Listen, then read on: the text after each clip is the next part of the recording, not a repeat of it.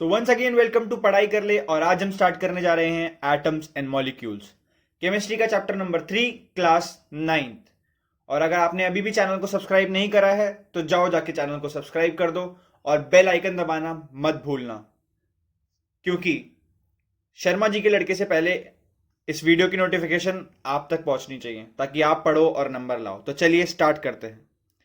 तो एटम के बारे में कहा गया एक एंशिएंट फिलोसोफर के द्वारा कि अगर हम मैटर को स्मॉलर पीसेस में डिवाइड करते जाएं तो लास्ट में एक ऐसा पार्टिकल बचेगा मैटर का जो फर्दर डिवाइड नहीं होगा, और उस इनडिविजिबल पार्टिकल ऑफ मैटर को कहा गया एटम।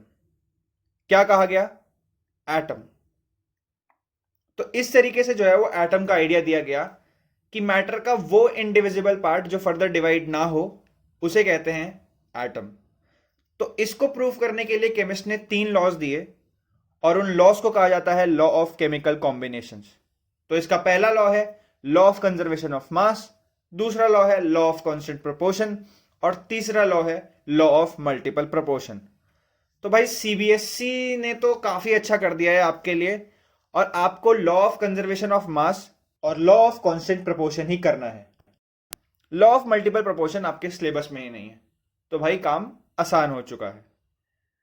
तो चलिए अब बात करते हैं law of conservation of mass की और लॉ ऑफ कांस्टेंट प्रोपोर्शन की। तो पहला लॉ जो है लॉ कंजर्वेशन ऑफ मास, तो उस पे चलते हैं। तो law of conservation of mass दिया था एंटोनियो लेवोसियर ने। ये एक साइंटिस्ट हैं जिनको फादर ऑफ मॉडर्न केमिस्ट्री भी कहा जाता है। तो इन्होंने कहा था कि matter can neither be created nor be destroyed in a chemical reaction. ना ही मैटर को क्रिएट करा जा सकता है ना ही डिस्ट्रॉय करा जा सकता है एक केमिकल रिएक्शन के अंदर। और अगर हम आसान भाषा में बात करें तो इनका यह कहना था कि अगर हम केमिकल रिएक्शन करवाएं तो जो टोटल मास होगा रिएक्टेंट्स का वो इक्वल होगा टोटल मास ऑफ प्रोडक्ट्स के। That is there is no change in mass. Mass में कोई चेंज नहीं आएगा, चाहे कितने भी रिएक्टेंट्स आपस में रिएक्ट करें और कितने भी प्रोडक्ट बनाएं, मास में कोई चेंज नहीं आएगा।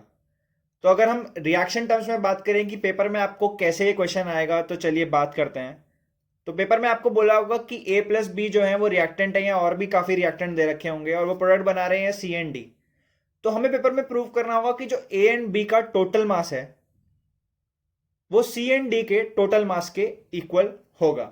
अगर ऐसा है तो law of conservation of mass applicable है, और अगर नहीं है तो law of conservation of mass applicable नहीं होगा। अगर मैं एक छोटा सा एग्जांपल लूं तो कैल्शियम कार्बोनेट हम लेंगे 100 ग्राम,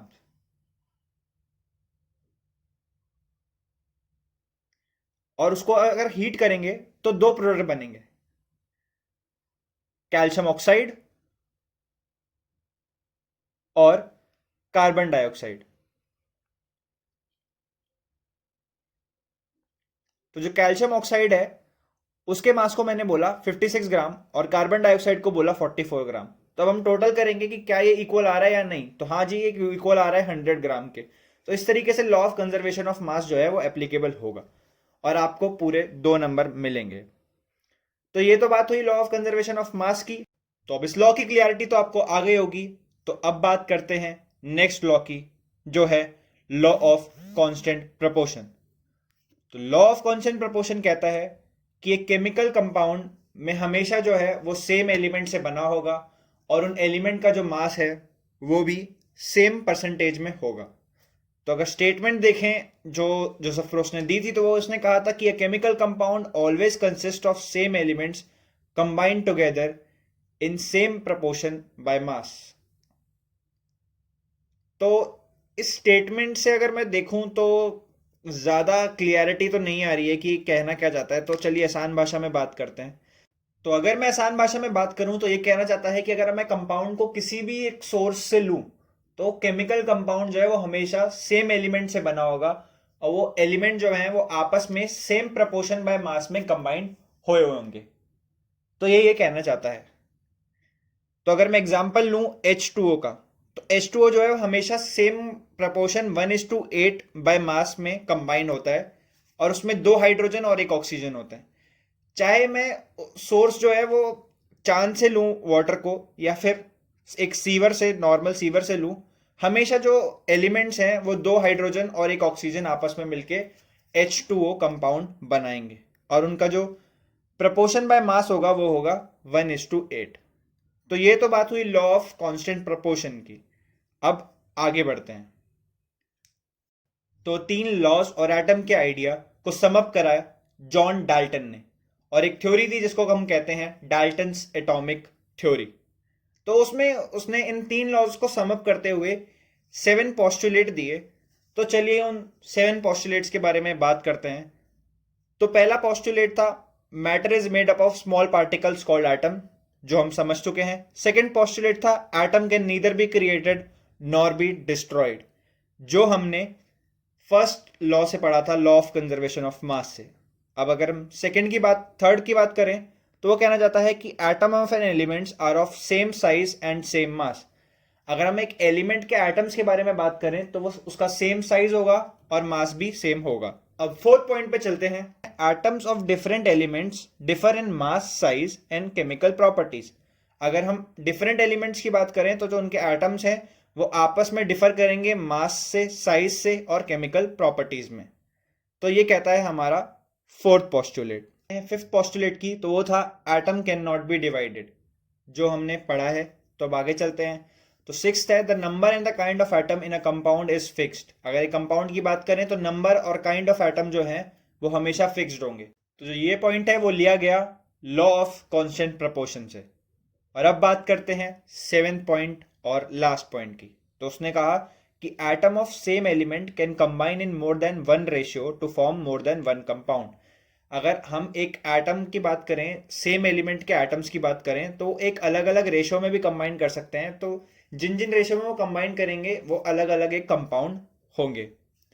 तो इस तरीके से डाल्टन्स ने ये 7 पॉइंट कंक्लूड करे एटम के बारे में कि क्या क्या है एटम के बारे में और कैसे कैसे है, और उन तीनों लॉ को भी समअप करा।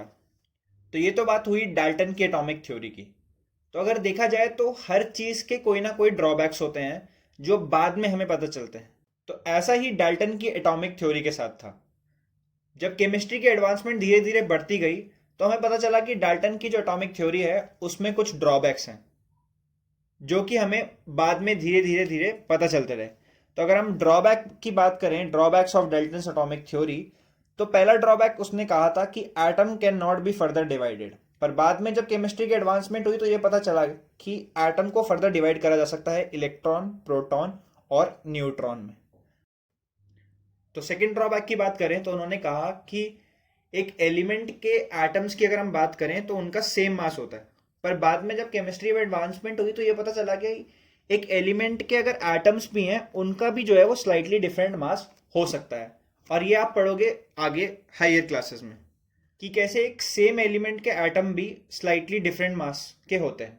तो अब बात करते हैं थर्ड ड्रॉबैक की। तो उसने कहा गया कि अगर अलग अलग एलिमेंट्स लें तो उनके जो एटम होंगे उनका अलग अलग मास होगा, कभी सेम नहीं हो सकता। पर बाद में जब एडवांसमेंट इसमें भी हुई तो ये पता चला कि अगर डिफरेंट एलिमेंट्स भी हैं तब भी कोई मैटर नहीं करता, एटम्स का जो मास है वो सेम भी हो सकता है अगर एलिमेंट डिफरेंट भी हों। अगर मैं एग्जांपल दूं तो 2 एलिमेंट्स हैं आर्गन और कैल्शियम, इनका जो एटॉमिक मास होता है वो सेम होता है 40 ग्राम्स। तो ये तो बात हुई ड्रॉबैक्स की। तो अगर कुछ बच्चे सोच रहे होंगे कि यार थ्योरी दी फिर ड्रॉबैक्स आ गए तो फायदा क्या थ्योरी का।